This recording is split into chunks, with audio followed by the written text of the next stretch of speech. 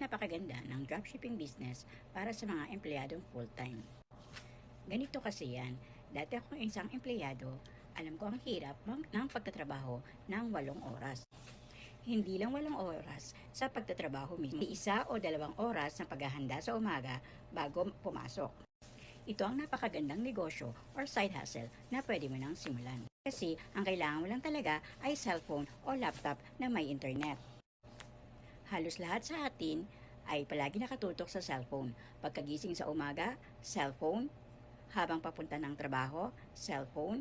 Habang nakapila sa MRT or sa FX or sa jeep, cellphone pa rin.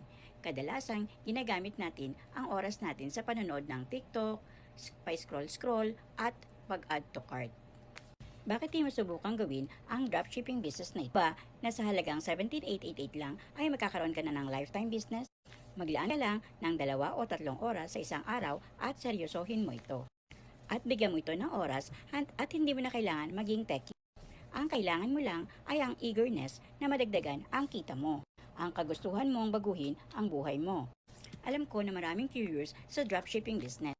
Kaya gusto ko muna na panoorin mo muna ang full video ng business presentation ko para maunawaan mo muna lahat at kung paano ka pwedeng kumita dito. Kung gusto mo nang simulan ang negosyo, ay message mo na ako or mag-comment ka ng how sa ibaba. Salamat! See you in my inbox!